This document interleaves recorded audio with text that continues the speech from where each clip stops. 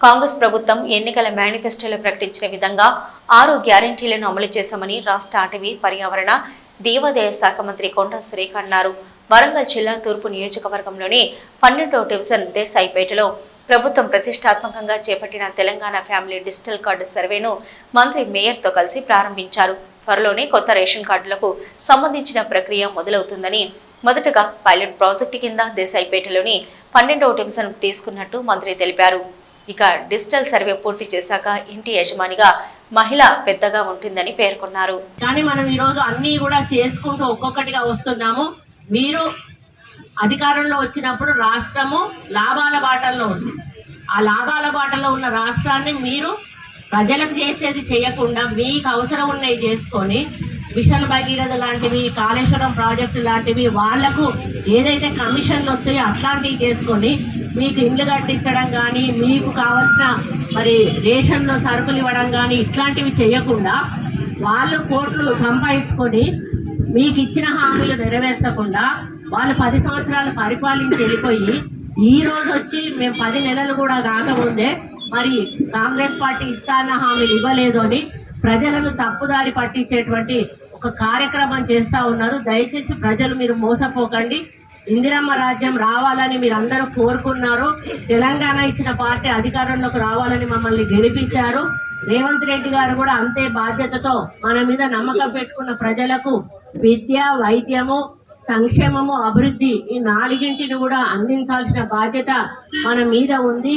అర్హులైన వాళ్ళందరూ కూడా మరి దీనికి మనం అందేలాగా ప్రతి ఒక్కరం కూడా కృషి చేయాలని వారు పదే సబ్సిడీ పడకుండా మీ దగ్గర కొనేటప్పుడే 500 తీసుకునే విధంగా మేము సబ్సిడీ డైరెక్ట్ గా మీ డిపార్ట్మెంట్ లో అందులో వేస్తాము. ఏదైతే ఏజెన్సీకి ఇస్తాము వాళ్ళ దగ్గర 500 తీసుకోండి అనేటువంటి అదేంటి ప్రయత్నం కూడా చేస్తూ ఉంది.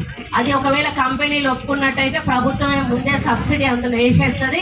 మీ దగ్గర నుంచి 500 తీసుకొని సిలిండర్ ఇవ్వడం జరుగుతుంది. ఆ దిశగా కూడా ప్రభుత్వం ముందుకు పోతా ఉంది. కాబట్టి పేదలకు ఏ విధంగా సహాయపడగలుగుతామో అన్ని మార్గాల నుంచి కూడా మన ముఖ్యమంత్రి గారు ఆలోచిస్తూ ఉన్నారు. మరి మనమందరం కూడా వారికి తోడుగా నీడగా నిలిచి అదేవిధంగా ప్రజాప్రతినిధులు వాళ్ళు ఒక్కటే విజ్ఞప్తి చేస్తూ ఉన్నాడు. ప్రభుత్వం నుంచి వచ్చే ప్రతి కార్యక్రమాన్ని కూడా ప్రజల్లోకి తీసుకుపోవాల్సిన బాధ్యత మీ మీద ఉంది. మరి దయచేసి ఇక్కడ అమ్మలక్కలకు కూడా చెప్తా ఉన్నా, మధ్యలో కొంతమంది ఎవరో పైరవికారులు వస్తారు. వాళ్ళకి పార్టీతో సంబంధం ఉండదు, మాతో సంబంధం ఉండదు, మాతో పరిచయాలు ఉండవు. వాళ్ళు వచ్చి నేను మేడం దగ్గర నా దగ్గర వచ్చి ఫోటో దిగితే నేను అందరితో దిగుతా తల్లి, ఎవరు వచ్చినా కూడా దిగాల్సి వస్తుంది. కొండమురళి సార్ దగ్గరికి వస్తే భుజం మీద చెయ్యేసి దిగండి అంటారు. సార్ భుజం మీద చెయ్యేసి దిగుతాం.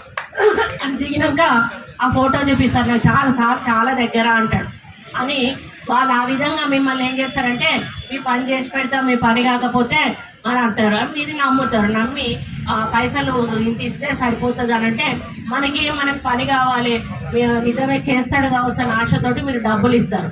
దయచేసి అటువంటి ఇవ్వకండి. ఒకటి ఏంటి అంటే ఒకవేళ మేము ఫోన్ చేస్తేనే నమ్మాలి. ఈవెన్ ఇక్కడ ఉన్న పోలీస్ ఆఫీసర్లు కూడా ఒకటే చెప్తా ఉన్నాం, మీ దగ్గరకు వచ్చి నేను మేడం వాళ్ళ తాలూకా లేకపోతే సార్ తాలూకా అని చెప్తే దయచేసి మీరు వాళ్ళ పనులు చేయకండి. మేడం వాళ్ళ తాలూకా అయితే మేడంతో ఫోన్ చేయించండి, సార్ వాళ్ళ తాలూకా అయితే సార్ తోటి ఫోన్ చేయించండి.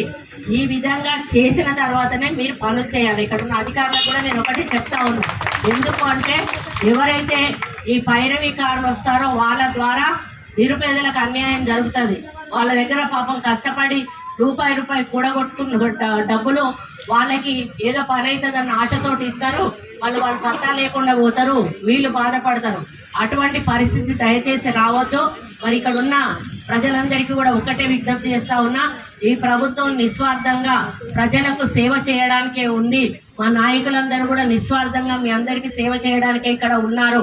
కాబట్టి ఎవరికి కూడా ₹1 మీరు ఇవ్వాల్సిన అవసరం లేదు అని ఈ సందర్భంగా నేను విజ్ఞప్తి చేస్తూ, మా పేరు మీద ఎవరైనా వచ్చినా కూడా దయచేసి మీరు నమ్మి వాళ్ళకు డబ్బులు ఇవ్వద్దు అని కూడా ఈ సందర్భంగా నేను విజ్ఞప్తి చేస్తూ, మరి ఈరోజు ఈ కార్డ్స్ తీసుకుంటున్న వాళ్ళందరికీ కూడా శుభాకాంక్షలు తెలియజేస్తూ, ఇది ఏదైతే ఉందో సక్సెస్ కావాలనే కోరుకుంటా ఉన్నా.